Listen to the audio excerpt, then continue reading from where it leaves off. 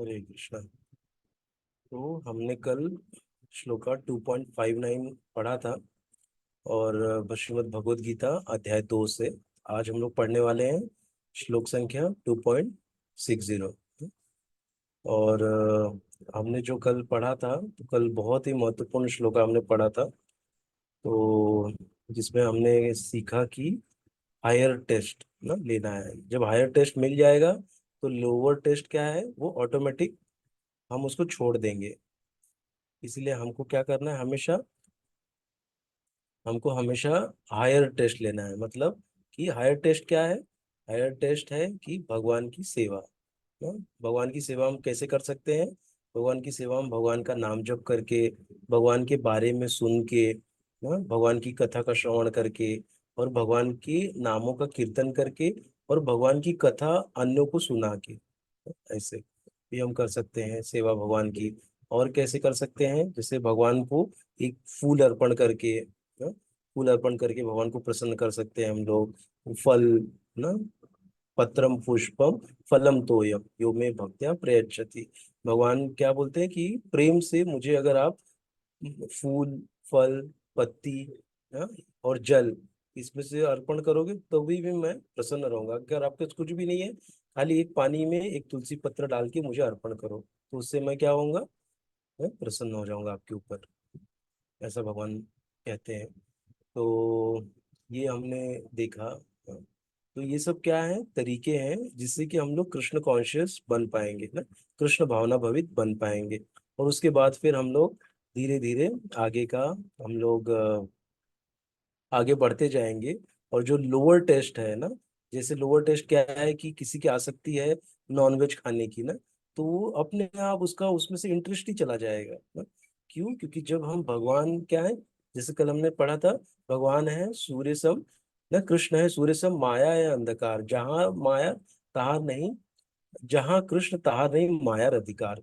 जहाँ कृष्ण है वहां से माया दूर हो जाती है ना। जैसे जो नॉनवेज है, जो खाते हैं, मांसाहार करते हैं, वो क्या है, वो निगेटिविटी है ना, वो अंधकार स्वरूप है। उससे क्या कुछ हमको पॉजिटिव मिलेगा? एक की हत्या हो रही है और हम वो उसका मांस खा रहे हैं, उससे क्या हमको कोई पॉजिटिविटी मिलेगी क्या?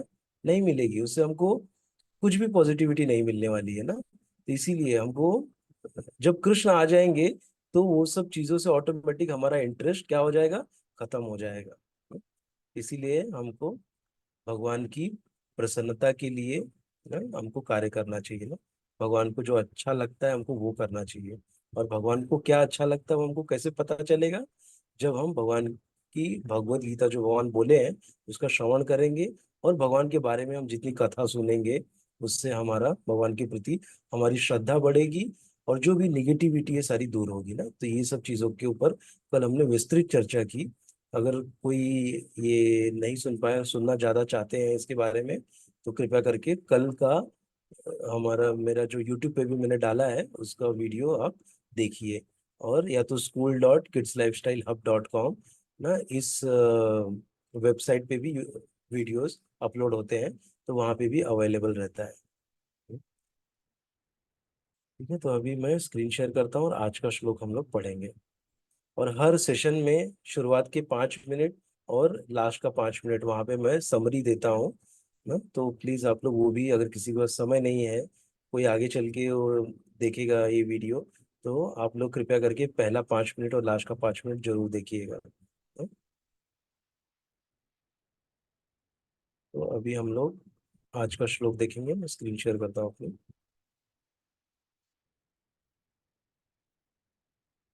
हाँ, तो हमने कल ये श्लोक पढ़ा था, विषया विनिवर्तन्ते निराहारस्य देहिनः रसवर्जम रसो अप्यस्य परम दृष्ट्वा निवर्तते।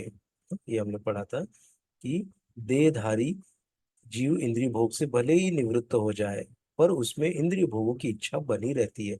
लेकिन उत्तम रस के अनुभव होने से ऐसे कार्यों को बंद करने पर वह भक्ति में स्थिर हो जाता है ना। ऐसा है। तो ये उत्तम रस मतलब भगवान का सौंदर्य रस कहा गया, कि भगवान का दर्शन करने से जो हमको रस मिलता है ना, वो भी बहुत ही वो रहता है। उससे भी हम भगवान से अट्रैक्ट हो गए तो बाकी सब हमको लोअर लगने लग जाएगा ना? ये पढ़ता, आज हम लोग ये श्लोक पढ़ेंगे। तो आप लोग मेरे साथ दोहरा सकते हैं इसको। यततोरपि कौन्तेय पुरुषस्य विपश्चित इंद्रियाणि प्रमाथीनि हरन्ति प्रसभं मनः। हम्म। यततो हपि कौन्तेय पुरुषस्य विपश्चितः। एक सेकंड।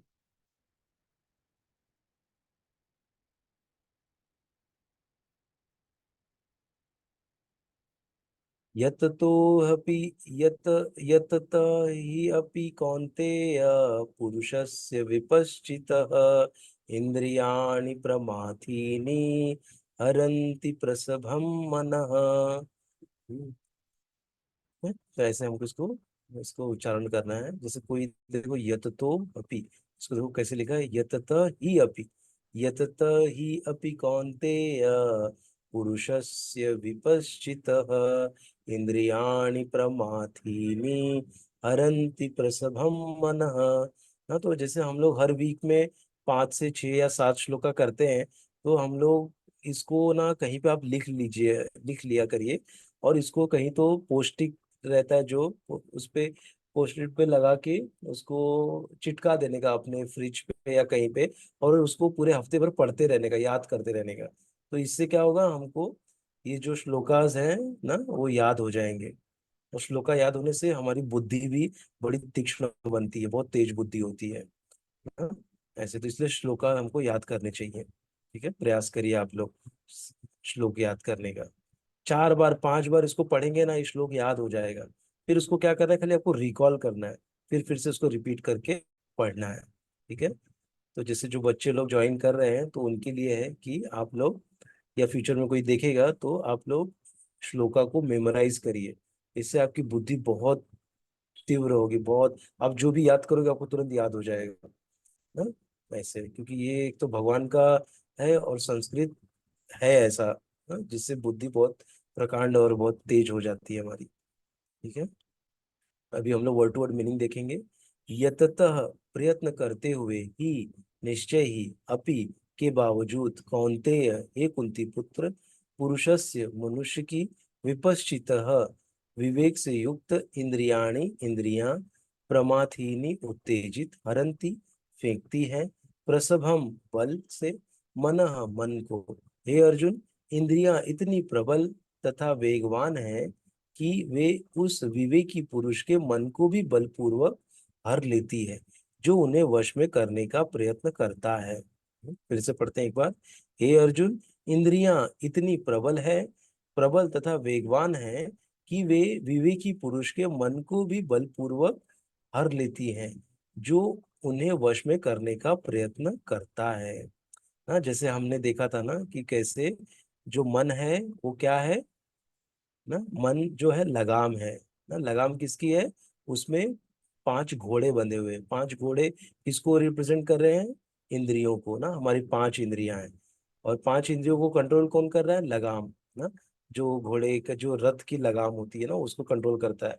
तो वही यहाँ पे बता रहा है, मन क्या करता है, मन 5 इंद्रियों के उसमें रहता है। लेकिन अगर इंद्रियां ही कंट्रोल में नहीं है ना, अगर मन ने कंट्रोल, मन का ढीला हो गया है, तो क्या होगी, वो कहीं भी खींच के लेके जाएंगे, कोई भी दिशा में। तो हम क्या होंगे, कभी यहाँ वहां सब जगह हम लोग कोई कार्य ठीक से नहीं कर पाएंगे ना। क्यों, क्योंकि हमारी इंद्रियां ना, 5 इंद्रियां, कौन कौन सी 5 इंद्रियां हैं हमारी। हाँ, हाँ बोलिए। పుస్తకం ఏమైనా అవుతుంది हाँ, 5 इंद्रियां हमारी होती है। तो जो 5 इंद्रियां हैं, जैसे आंख कान नाक जीभ त्वचा, ना, ये 5 इंद्रियां हैं। तो और इंद्रियों का कार्य क्या है, आंख का कार्य है देखना, कान का कार्य है सुनना, ना, और जीभ का कार्य है स्वाद चखना। और फिर आंख कान हो गया, और आंख कान नाक जीभ त्वचा, ना, तो नाक का है सुगंध लेना, और त्वचा का है कि स्पर्श। ना, ये उसके कार्य हैं। तो ये अगर हम, मन अगर इनको कंट्रोल में नहीं करेगा तो ये क्या होंगे, ये आंख देखेगा किसी को तो उसके पीछे देखते ही रह जाएगा। ना कान कुछ बुरा सुन रहा है, बुरा सुनने में ही लगा देगा ना। तो ऐसे करके हमारी इंद्रियां क्या हो जाएंगी, इंद्रियां मन को यहाँ वहां लेके जाएंगी। ऐसे, इसीलिए यहाँ पर कहा गया है कि हे अर्जुन, इंद्रियां इतनी प्रबल है तथा वेगवान है कि वे उस विवेकी पुरुष के मन को भी बलपूर्वक हर लेती है, जो उन्हें वश में करने का प्रयत्न करता है। हम्म, ना, ऐसे मन को भी बलपूर्वक हर लेती कौन, इंद्रियां। इंद्रियां इतनी तीव्र होती है, तो उसको कंट्रोल करना है ना, कंट्रोल करना कैसे करना है उसके बारे में हम लोग पढ़ेंगे और बताऊंगा भी। और तात्पर्य, अनेक विद्वान ऋषि, दार्शनिक तथा अध्यात्मवादी इंद्रियों को वश में करने का प्रयत्न करते हैं, किंतु उनमें से बड़ा भी कभी कभी विचलित मन के कारण इंद्रिय भोग का लक्ष्य बन जाता है। यहाँ तक कि विश्वामित्र जैसे महर्षि तथा पूर्ण योगी को भी मेनका के साथ विषय भोग में प्रवृत्त होना पड़ा, यद्यपि वे इंद्रिय निग्रह के लिए कठिन तपस्या तथा योग कर रहे थे। विश्व इतिहास में इसी तरह के अनेक दृष्टांत हैं। अतः पूर्णतया कृष्ण भावना भवित हुए बिना मन तथा इंद्रियों को वश में कर सकना अत्यंत कठिन है। मन को कृष्ण में लगाए बिना मनुष्य ऐसे भौतिक कार्यों को बंद नहीं कर सकता। परम साधु भक्त यमुनाचार्य में एक व्यवहारिक उदाहरण प्रस्तुत किया है। यमुनाचार्य ने एक व्यवहारिक उदाहरण प्रस्तुत किया है। क्या किया है, पढ़ते हैं। वे कहते हैं, यदवधि मम चेतः कृष्ण पदारविंदे नव नवर सधामन्युद्धतम रंत तुम आसीत तदविधि बात नारी संग में स्मर्यमाने भवति मुख विकारः सुष्ठु निष्ठिवनम च। जब से मेरा मन भगवान कृष्ण के चरणारविंद ना की सेवा में लग गया है, और जब से मैं नित्य नव दिव्य रस का अनुभव करता हूँ, तब से स्त्री प्रसंग का विचार आते ही मेरा मन उधर से फिर जाता है और मैं ऐसे विचार पर थू थू थू करता हूँ। कृष्ण भावनामृत इतनी दिव्य सुंदर वस्तु है कि इसके प्रभाव से भौतिक भोग स्वतः नीरस हो जाता है। वह यह वैसा ही है जैसे कोई भूखा मनुष्य प्रचुर मात्रा में पुष्टिदायक भोजन करके भूख मिटा ले। हम्म। महाराज अम्बरीश भी परम योगी दुर्वासा मुनि पर इसलिए विजय पा सके क्योंकि उनका मन निरंतर कृष्ण भावनामृत में लगा रहता था। न स वै मनः कृष्ण पदारविंदयो वचांसि वैकुंठ गुणानुगुण गुणने। देखिए यहाँ पे आया है, एक इम्पोर्टेंट चीज आया है कि कृष्ण भावनामृत इतनी सुंदर वस्तु है कि इसके प्रभाव से भौतिक भोग स्वतः निरस हो जाते हैं ना। यह वैसा ही है जैसे कोई भूखा मनुष्य प्रचुर मात्रा में पुष्टिदायक भोजन करके भूख मिटा दे ना। जैसे कहते हैं कि जो भक्ति है ना, भक्ति में जब हम भक्ति करते हैं तो हमको पता चल जाता है कि मैं भक्ति में कितना आगे बढ़ा हूँ ना। मुझे सेटिस्फेक्शन हुआ है, मुझे कितना मेरा, जैसे इसमें बताया ना कि वो भूखा जब खा लेता है ना उसका लगता है मेरा पेट भर गया है ना। लेकिन अगर जो बाकी के करते हैं ना, जो योगा करते हैं बाकी के, जैसे कर्म योग, ज्ञान योग, ध्यान योग, अष्टांग योग, तो इसमें क्या होता है कि उनको पता नहीं चलता कि मेरी प्रगति कितनी हुई है ना, ये उनको पता ही नहीं चल पाता है। हाँ, तो यहाँ पे श्रील प्रभुपाद जी ने क्या बताया है कि जो भक्ति करता है उसको पता चल जाता है कि उसका पेट भरा कि नहीं भरा। हाँ, ऐसा उसका एग्जाम्पल दिया, मतलब कि हमको पता चल जाता है कि आज मैंने जो अपना दिन में मैंने जो भक्ति में कार्य किया है वो कितना अच्छा किया है। मेरे मतलब मुझे सेटिस्फेक्शन हो रहा है कि मैंने किया है। मेरा पेट जैसे भरना बोलते हैं ना, मेरा हृदय मतलब बहुत अच्छा लग रहा है। मैं ना एक भक्ति की भावना हमारे अंदर जागृत हो गई है करने से। इसका हमको आंकलन होता है, इसका अनुमान हम लगा, हमको पता चलता है। मतलब अनुमान नहीं बोलेंगे इसको, इसको बोलेंगे कि हमारे अनुभव से हमको पता चलता है ना, ऐसे। और इसमें एक बताए कि महाराज अम्बरीश भी परम योगी दुर्वासा मुनि पर इसलिए विजय पा सके क्योंकि उनका मन निरंतर कृष्ण भावनामृत में लगा रहता था ना। क्योंकि हम वो स्टोरी आप लोगों ने भी सुना होगा कि जहाँ पे एक बार क्या होता है कि दुर्वासा मुनि आते हैं अम्बरीश महाराज के पास। तो अम्बरीश महाराज वाराणसी में गंगा तट के किनारे रहते हैं, और वो एकादशी का व्रत रखा था उन्होंने, और पारण का समय हो गया था, और वो पारण करने ही जा रहे थे। तब तक क्या होता है कि वहां पर दुर्वासा मुनि आ जाते हैं। और दुर्वासा मुनि जब आ जाते हैं तो बोलते हैं कि रुकिए, हम लोग साथ में प्रसाद लेंगे, मैं जाके गंगा में नहा के आता हूँ।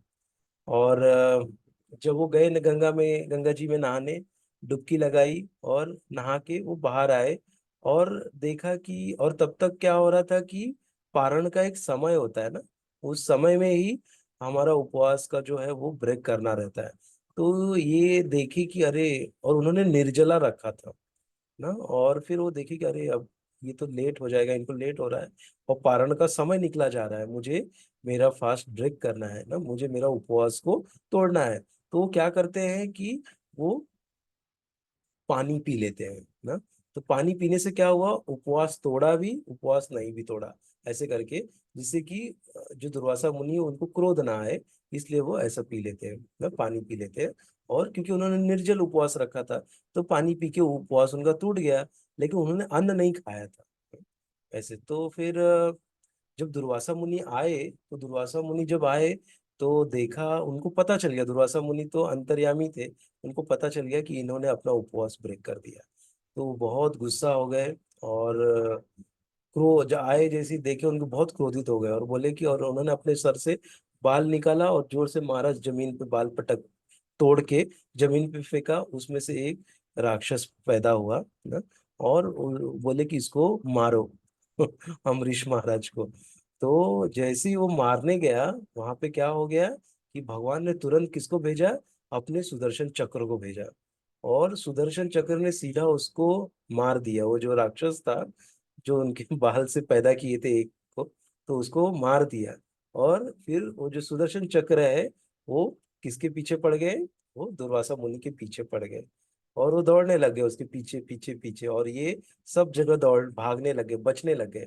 और उसका ताप भी बहुत जबरदस्त था सुदर्शन का। और फिर वो जाके पहुंचे, वो सबके पास गए हेल्प मांगने के लिए, बचाओ बचाओ। तो शिव जी के पास गए, तो शिव जी बोले क्या हुआ। शिव जी बोले कि अरे देखो, ये हमको मारने के लिए, तो क्या बोले क्या हुआ, क्यों पीछे पड़ा है। तो बोले कौन पड़ा है, तो बोले सुदर्शन चक्र मारने के लिए। तो बोले बाबा, मैं कुछ नहीं कर सकता तुम्हारी मदद, तुम जाओ मेरे पास से, तुमने भगवान अपराध किया है एक भक्त के चरण में, मैं तुम्हारा कुछ नहीं कर सकता। तो फिर वो जाते ब्रह्मा जी के पास, तो ब्रह्मा जी भी हाथ खड़े कर देते हैं कि भाई, तुम्हारा मैं कुछ नहीं, हेल्प नहीं कर सकता, क्योंकि तुमने भगवान के भक्त के ऊपर ऐसा सब तुमने कार्य किया है, तो मैं तुम्हारी मदद नहीं करूंगा ना। और फिर जाते हैं विष्णु के पास, तो बोलते कि आपका सुदर्शन चक्र है, आप कृपया इसको आदेश दें कि ये हट जाए, मुझे मारे ना। तो वो जो विष्णु भगवान है वो भी बोलते हैं कि मैं भी कुछ नहीं कर सकता हूँ, ये मेरे बस का नहीं है। ये अभी तुमने जिसको आपने मारने का प्रयत्न किया था, अभी अगर आप जाके उससे क्षमा याचना करोगे, वो अगर सुदर्शन को बोलेगा, ये तभी वो पीछे हटेगा, नहीं तो वो पीछे नहीं हटेगा। तो वो भागते भागते वापस आए किसके पास, अम्बरीश महाराज के पास। और अम्बरीश महाराज के पास आके उनको प्रणाम किया, उनसे क्षमा याचना किया कि अब मुझे माफ कर दो। तो वो बोले अरे नहीं, आपको माफी मांगने की कोई जरूरत नहीं है, आप तो इतने बड़े साधु हो, आचार्य हो, आप क्यों मुझसे माफी मांग रहे हो। तो वो फिर दोनों लोग हो जाता है, नॉर्मल हो जाता है, सुदर्शन को प्रणाम करते हैं और सुदर्शन भगवान के धाम में चले जाते हैं ना। और फिर वो दोनों बैठ के प्रसादम लेते हैं। तो ऐसा ये स्टोरी आती है। तो यही स्टोरी यहाँ पे बता रहे हैं कि महाराज अम्बरीश भी परम योगी दुर्वासा मुनि पर इसलिए विजय पा सके क्योंकि उनका मन निरंतर कृष्ण भावनामृत में लगा रहता था ना। तो क्या होता है, जब हम कृष्ण की भक्ति करते हैं, तो कृष्ण हमारी स्वयं रक्षा करते हैं ना। हमको जो भी हमारे जीवन में विपदा आती है, उससे भगवान हमारी रक्षा करते हैं ना। कृष्ण अवश्य रक्षिबे, ऐसा हमको पूर्ण विश्वास होना चाहिए। और कृष्ण पर्सनली इंटरफेयर करते हैं, पर्सनल ध्यान देते हैं भक्त के ऊपर ना। तो इसका हमको पूर्णतया आश्वस्त हमको होना चाहिए ना, कि मेरा कोई भी बाल बांका नहीं कर सकता। क्यों, कि मैं अभी भगवान की भक्ति कर रहा हूँ ना, भगवान का हाथ मेरे सर पे है ना। क्योंकि भगवान एक ऐसे हैं जो हमारे साथ हमेशा है ना। जैसे हमें अभी जो शरीर मिला है, तो इस शरीर के साथ हमको हमारे रिश्तेदार नातेदार सब मिले हैं ना, भाई बहन माता पिता सब मिले हैं ना। लेकिन ये इस जन्म में ये शरीर मिला है, पिछले जन्म में अलग शरीर था, आगे जो मिलने वाला शरीर अलग है ना? तो ये जो हमारे रिलेशन ऑफ टेम्पररी, लेकिन जो भगवान है वो हमारे साथ हमेशा से है। वो एक मित्र के रूप में हमारे हृदय में परमात्मा स्वरूप विराजमान है। वो हम जो हम बोलते हैं ना, तो वो सैंक्शन करते हैं अंदर से है? अगर हम कोई बुरा करेंगे तो उसको भी वो सैंक्शन दे देते हैं कभी कभी है? ऐसे तो लेकिन हमको क्या चाहिए कि उनकी प्रसन्नता के लिए कार्य करना चाहिए ना। ये तो जब हम करेंगे तो हमारा कोई भी बाल बाका नहीं कर सकता है। जैसे हम देखिए कि कैसे प्रहलाद महाराज का भगवान ने रक्षा किया ना। खंबे से नरसिंह भगवान निकले और हिरण्यकशिपु उनको मारने जा रहा था, प्रहलाद महाराज को, और क्या क्या नहीं किया, हर परिस्थिति में उनको बचाया। उनके पेट में पत्थर डाल के उनको नदी समंदर में फेंक दिया था ना, वहां पे वो बच गए। उनको उठा के पहाड़ पे से फेंका, कुछ नहीं हुआ। उनको हाथी से कुचलवाया, उनको कुछ नहीं हुआ। होलिका लेके उनको, होली जो हम मनाते हैं ना, होलिका दहन, उसमें जो हिरण्यकशिपु की बहन होलिका थी, वो उनको गोद में लेके बैठी, वो स्वयं जल गई, लेकिन प्रहलाद महाराज नहीं जले ना। कैसे भगवान ने उनके जीवन में उनको प्रोटेक्शन दिया ना, ये देख सकते हैं हम लोग। तो यही यहाँ पर बताया है। हम्म, तो जो इंद्रियां कंट्रोल में कैसे आ सकती है, मेन जो हमारा पॉइंट था, वो भगवान की, जब हम इंद्रियों को भगवान की सेवा में लगाएंगे तो ऑटोमेटिक हमारी सारी इंद्रियां हमारी क्या हो जाएंगी, भगवान की जब सेवा में लग जाएंगी तो वो कंट्रोल में आ जाएंगी ना। तो वो यहाँ वहाँ भटकेंगी नहीं, मन हमको यहाँ वहाँ भटकाएगा नहीं। ठीक है। तो एक ही सरल तरीका है, जैसे अभी जो बच्चे हैं या जो कोई भी उम्र के हैं, हाँ, तो उनको अगर बोलते हैं ना, सबको आजकल प्रॉब्लम क्या है, कंसंट्रेशन का। कंसंट्रेशन नहीं हो पा रहा है, तो करने के लिए सबसे अच्छा क्या है कि भगवान की चैंटिंग करिए ना। तो वो मन यहाँ वहाँ भटक रहा है, लेकिन फिर मन क्या होगा, धीरे धीरे कंट्रोल में आ जाएगा ना, भटकेगा नहीं। ऐसे तो इसीलिए हमको ये चीज का प्रयास करना चाहिए।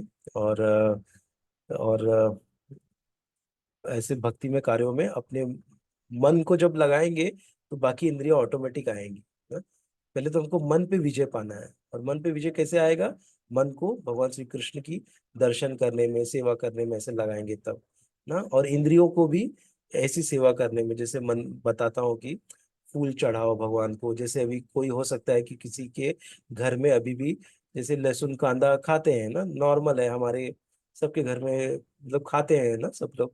लेकिन जैसे अगर अभी सब लोग का ऐसा नहीं बना है कि लहसुन कांदा नहीं खाना है, तो अब जैसे घर में राइस बना है ना, तो राइस को भगवान को अर्पण करिए, उसके ऊपर एक छोटा सा तुलसी पत्र रख दीजिए, या पानी अर्पण करिए, उसके अंदर तुलसी का छोटा सा पत्ता डाल दीजिए, या एक फल ले लीजिए, फल भगवान के आगे रख दीजिए ना, और उसके ऊपर एक और तुलसी है, तुलसी तोड़ के भगवान के चरणों में रख दीजिए।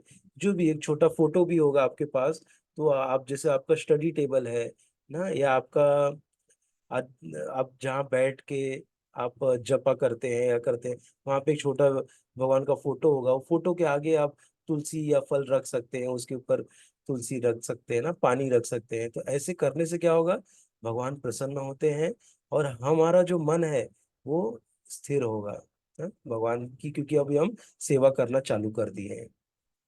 वैसे क्यों क्यों सेवा किस किस लिए कर रहे हैं, क्योंकि जीवेर स्वरूप है कृष्ण रे नित्य दास, हम भगवान के नित्य दास हैं, इसीलिए हम भगवान की सेवा में सेवा कर रहे हैं वैसे। तो ये भावना जब हम करेंगे ऐसे ऐसे कार्य, और फिर तुलसी में जल चढ़ाना ना, सवेरे उठ के नहा धो के हमको तुलसी में जल चढ़ाना चाहिए, और तुलसी मैया से प्रार्थना करनी चाहिए, हे तुलसी मैया हमको कृपा करो ना, हमको थोड़ा कृपा करो, जिससे कि हम भगवान को प्रसन्न कर पाए।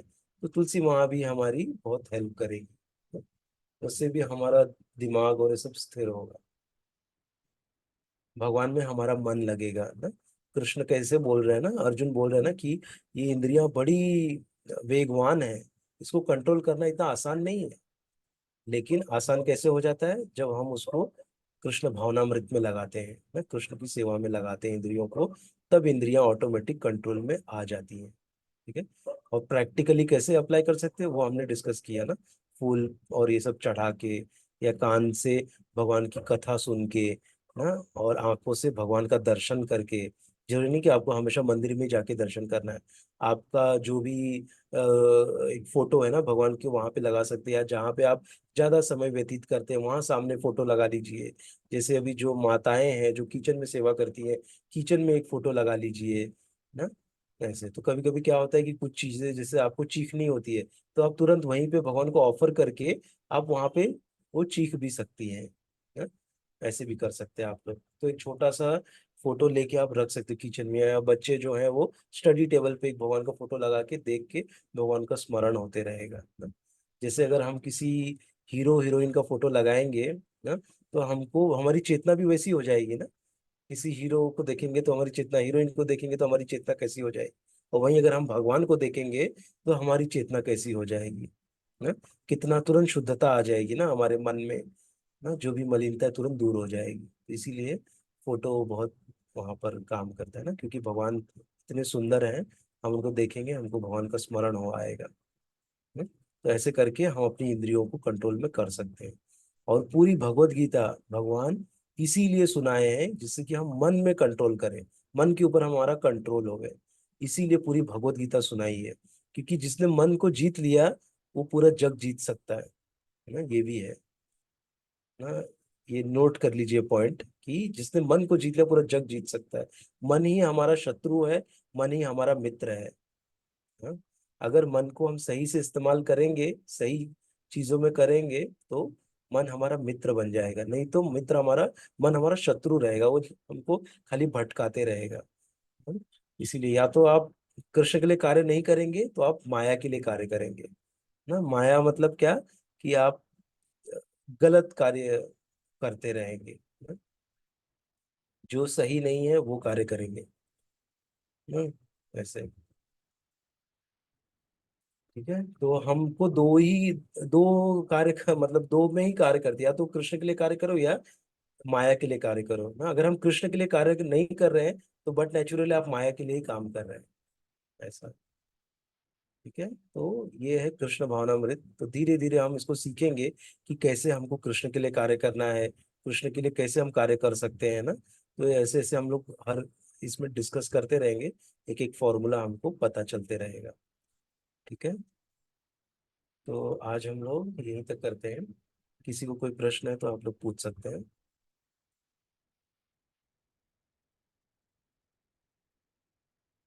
आप खुद को अनम्यूट करके पूछ सकते हैं अगर कोई प्रश्न है तो। सर मुझे एक प्रश्न था। हाँ पूछो ना बेटा। सर एक सीरियल था विष्णु पुराण करके, तो मैं देखती थी, पर लेकिन हम्म। उसमें थे, तो उसमें दिखाया जाता था कि इंद्रदेव बहुत अच्छे देव नहीं थे, हमेशा गलत काम किए थे। उन्होंने प्रहलाद की मम्मी को वार करने की कोशिश की थी, और वो तब हम्म। उसके समय वो प्रेग्नेंट थी। तो ऐसा सच में वो इंद्रदेव अच्छे नहीं है क्या? बहुत अच्छा प्रश्न किया है आपने। तो जो इंद्रदेव ऐसा, मतलब वो कभी कभी क्या होता है ना, भगवान चाहते हैं कि इंद्रदेव ऐसा करे ना, तो इसलिए ऐसा सब वो करते हैं। ऐसे नहीं कि इंद्रदेव अच्छे नहीं है, इंद्रदेव का चुनाव होता है ना। और एक पदवी है जहाँ पे इंद्रदेव बैठते हैं, इंद्र बनते हैं, और वो सेवा करते हैं। तो वो भगवान के ही, वो भी पार्षद है, भगवान की ही सेवक है। तो भगवान की आज्ञा के अनुसार ही वो कार्य करते हैं। तो उन्होंने जब कयाधु को, जो प्रहलाद महाराज की माता थी, जब वो उनको किडनैप किया उन्होंने ना, उनका जब अपहरण किया, जो हिरण्यकशिपु थे वो कहाँ चले गए थे, वो चले गए थे मंदराचल पर्वत पे, क्या करने के लिए, तपस्या करने के लिए। और उसी बीच में इंद्रदेव ने देखा कि ये अब प्रेग्नेंट है ना, अभी वो गर्भवती है, तो क्यों ना इसके पुत्र को खत्म कर दिया जाए, नहीं तो दूसरा हिरण्यकशिपु तैयार हो जाएगा और हमको प्रॉब्लम देगा। ऐसा करके तो वो क्या करते हैं, उनको ले जाने लग जाते हैं। तो वहीं पे आते कौन है, नारद मुनि। और नारद मुनि बोलते क्या कर रहे हो ये, तो बोलते ऐसा ऐसा कर रहे हैं, तो बोले उसको मारने की जरूरत नहीं है, क्योंकि जो कयाधु के गर्भ में है वो बहुत बड़ा महाभागवत है ना, वो भगवान का बहुत बड़ा भक्त है। तो उसको ले जाओ, उसको ले गए वो अपने आश्रम में, कौन, नारद मुनि। और वहां पे वो बहुत कथा और सब सुनाए। और जो कयाधु तो इतना ध्यान से नहीं सुनती थी, लेकिन उनके जो गर्भ में जो पुत्र था वो बड़ा ध्यान से सुन रहा था सब ना। और प्रहलाद महाराज ने सब चीज अपने गर्भ में ही सीख लिया। तो एक भगवान ने ना एक इंद्रदेव से ऐसा कराया जिससे कि वो कयाधु आई नारद मुनि के पास, और वो वहां पर कथा सुन पाई ना, प्रहलाद महाराज को कथा सुनने मिला। ऐसा तो हर एक चीज के पीछे कुछ ना कुछ हेतु रहता है ना, कुछ ना कुछ भगवान का हेतु रहता है ना। तो हम ऐसे इंद्र को थोड़ा, इंद्र मतलब करते हैं ऐसा, जैसे इंद्र ने हम देखते हैं कि वृंदावन में बहुत तेज बारिश गिरा थी ना। उनको लगा कि ये भगवान थोड़ी, ये भगवान बच्चे के जैसा थोड़ी गोकुल में रह सकते हैं, तो उन्होंने आके वहां पे लीला दिखाई अपनी। आके वहां पे तेज बारिश कर दी, क्यों? क्योंकि भगवान की लीला प्रकट करनी थी वहां पे ना। तो भगवान ने क्या किया, अपनी बाएं हाथ की जो सबसे छोटी फिंगर है उस पे पूरे पर्वत को उठा लिया, इतना बड़ा गोवर्धन, जो कि पूरे 24 किलोमीटर की कितने पूरे दायरे में फैला हुआ पर्वत है, उसको अपनी छोटी सी उंगली पे उठा लिए ना। तो ये लीला प्रकट करना था। अगर इंद्रदेव वहां पे बरसात ही नहीं करते थे तो कैसे वो इतने बड़ा पर्वत उठा लेते थे हाँ? और कैसे इतनी बड़ी लीला जो हम श्रवण करते हैं, गोवर्धन लीला, वो हमको लीला नहीं मिलती थी ना। तो ये भगवान ये सब चीजें अपने पार्षदों से, अपने भक्तों से जानबूझ के करवाते हैं ना, लीला प्रकट करने के लिए ऐसे। सर जो बाली जो थे उनके जो पापा थे विलोचन, तो उनको भी तो इंद्रदेव ने चाकू मार के मार दिया था, क्योंकि उनकी पूजा नहीं हो रही थी और विष्णु जी की पूजा हो रही थी। हाँ। Yes yes. तो ये मतलब कैसा है कि देखो, राक्षसों को मारना तो कोई वो बड़ी बात नहीं है, क्योंकि वो जो विलोचन थे वो राक्षस थे ना। तो देवताओं का काम था कि झगड़ा होता था ना, लड़ाई होती थी, तो वो एक दूसरे को मारते थे ना? तो उसमें कोई वो नहीं, जैसे अभी भगवान नरसिंह भगवान ने हिरण्यकशिपु को मारा। हम्म? भगवान ने बहुत सारे राक्षसों को मारा ना। तो ऐसे होता है, मतलब देव जो है, देवता लोग हैं, वो राक्षसों को मार सकते हैं ना, ऐसे। हाँ, देवता और राक्षस के बीच में युद्ध चलता है। तो जो विरोचन थे वो कौन थे, वो राक्षस थे ना, प्रहलाद महाराज के पुत्र थे। बट वो भी, बाली भी क्या, ये बाली बोल रहा हूँ, क्या बोलते हैं ये, बलि, बलि महाराज ना, बलि महाराज प्रहलाद महाराज के पौत्र थे। लेकिन जो प्रहलाद महाराज के पुत्र थे वो भी थोड़ा मतलब, और ये भी थोड़ा इसी लाइन में चल रहे थे, मतलब राक्षसों के इसमें ही थोड़ा उनका था, राक्षसों का कमांड संभालना और ये सब ऐसे ना। तो हम लोग कैसे है ना कि हम लोग अभी जैसे हम देखते हैं अभी महाभारत लीला में कि कैसे जब इनके पास में इनका जो ये कर्ण नीचे उतरे, अपने अपना जो रथ का पहिया निकालने लग गए, तब कृष्ण ने बोला मारो इनको ना, मारो इसको। उसके हाथ में शस्त्र भी नहीं था, फिर भी बोले मारो इसको ना?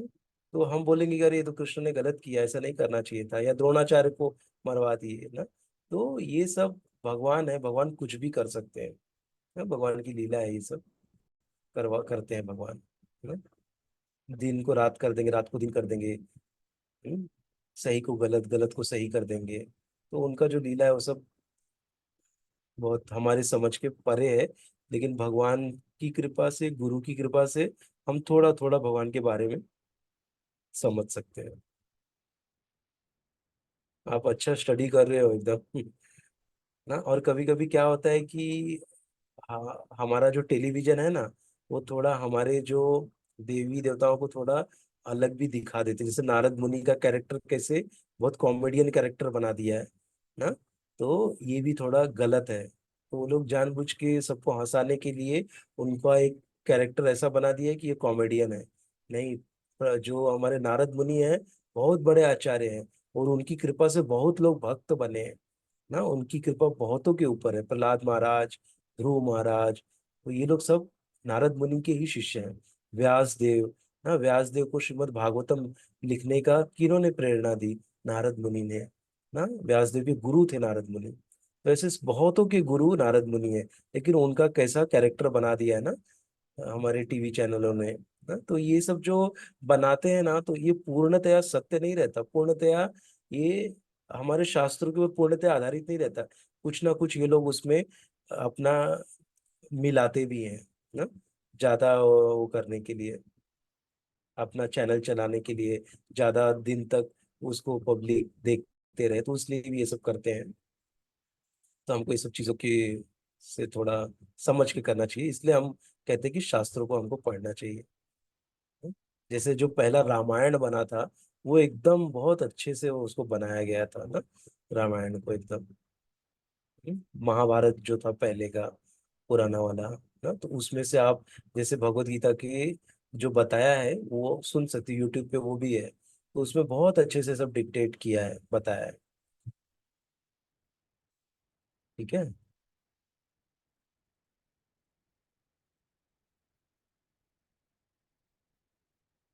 ठीक है, अच्छा जी। और किसी कोई थैंक यू प्रश्न है? सर। हरे कृष्णा। और किसी को भी प्रश्न है?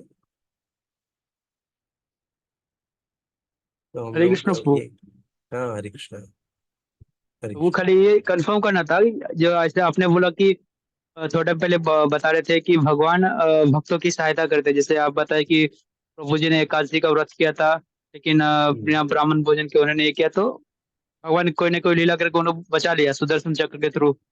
तो मैंने ये सुना था भक्त कि भगवान तभी कृपा करते जब हम पूर्ण समर्पण करते भगवान के ऊपर। नहीं तो हम फॉर्मेलिटी के हम्म लिए माला करेंगे या फिर भक्तों का संग ले रहे, लेकिन सिर्फ फॉर्मेलिटी कर रहे हैं, हम ये करना चाहिए करना चाहिए रूल फॉलो कर रहे हैं, हम्म लेकिन समर्पण आत्म पूर्ण समर्पण भगवान पर नहीं किए। ये लीला मैंने एक और हम्म सुना था कि द्रौपदी भी भगवान की सखा थी, लेकिन जब उनका चीरहरण हो रहा था, वस्त्रहरण हरण हो रहा था, तो वो बोले मेरे 5 पति है जिन बलशाली है, बाकी आचार्य है, विश्व पितामह, वो सब बचा ले, उनको उन पे विश्वास था। हम्म बाद में सबसे निराश होकर जब उन्होंने भगवान का याद किया तब भगवान आए, जबकि भगवान के वो हम्म, मित्र सहेली थे फिर भी नहीं आए थे भगवान। तो हमें शायद हाँ भगवान को प्रायोरिटी पहले देंगे तभी ही भगवान कृपा करेंगे, ऐसा कुछ है वो।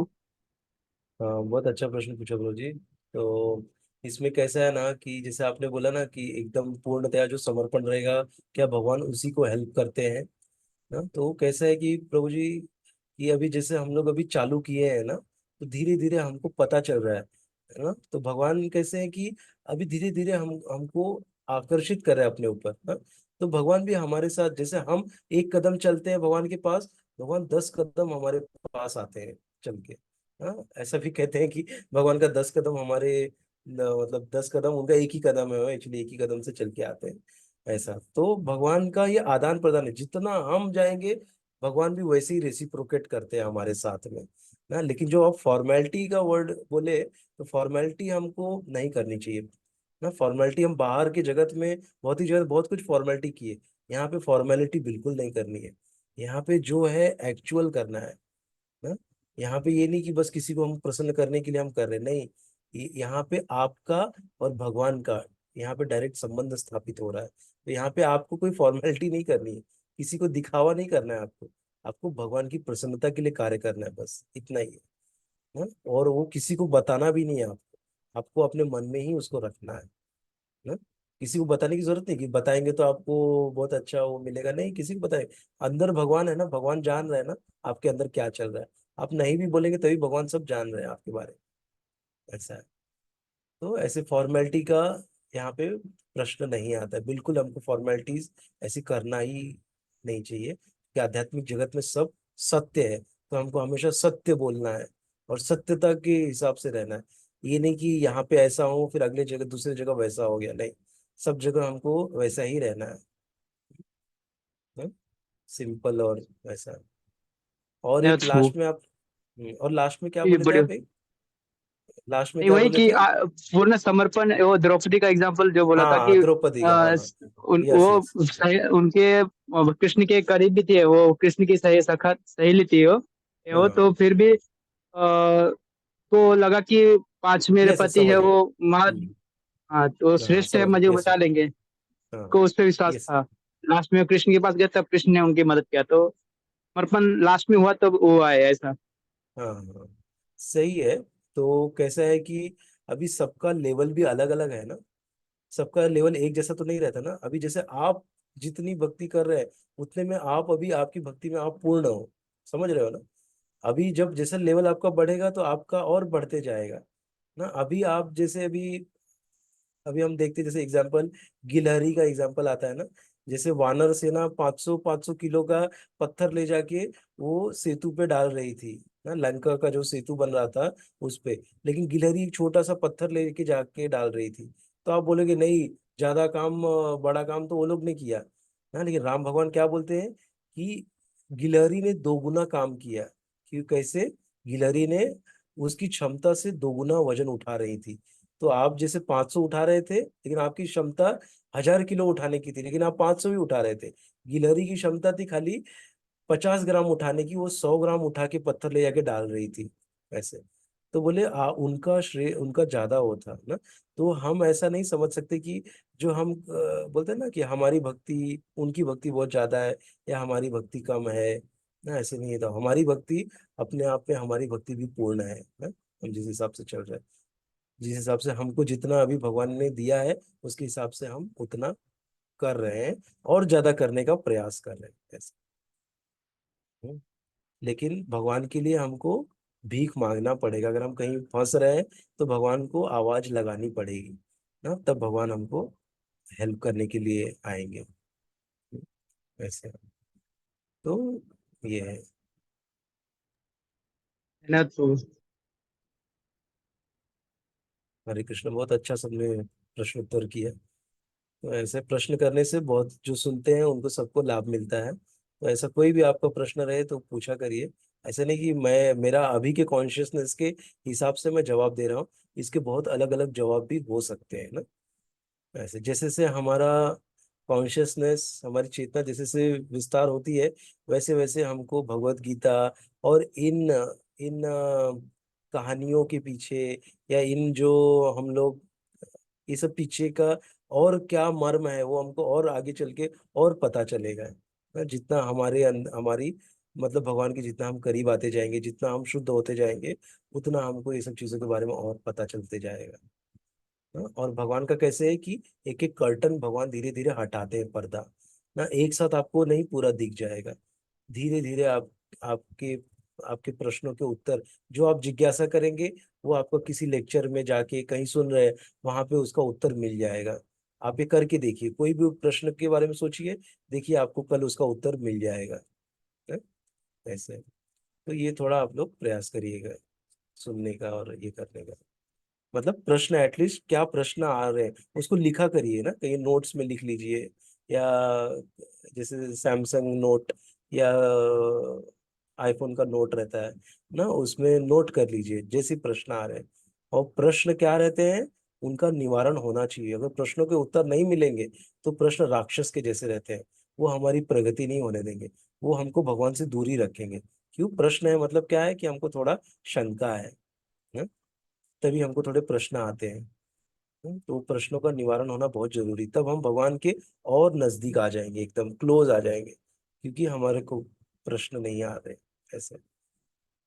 उत्तर मिलता है तो हमको बहुत अच्छा लगता है ना हमारे प्रश्न का, तो उससे हमारा और भगवान से घनिष्ठ संबंध स्थापित हो जाता है। ठीक है। तो बहुत बहुत धन्यवाद आप सभी का आज के इस सत्र में ज्वाइन करने के लिए। अभी हम लोग मंडे को मिलेंगे। ठीक है। तो जो जैसे मैं पहले भी बोला था कि जो भी यूट्यूब में देख रहे हैं, कृपया करके शुरुआत का 5 मिनट और लास्ट का 5 मिनट जरूर देखिएगा। और लास्ट में भी क्वेश्चन आंसर सेशन भी चलता है, तो क्वेश्चन आंसर सेशन भी आप लोग लास्ट का सुनना करिएगा। बहुत सारे सवाल के जवाब भी वहाँ मिलते हैं। ठीक है, तो बहुत बहुत धन्यवाद आप सभी का। हरे कृष्ण। जय श्रील प्रभुपाद की जय। अनंत कोटि वैष्णव वृंद की जय। हरे कृष्णा। धन्यवाद प्रणाम सभी को।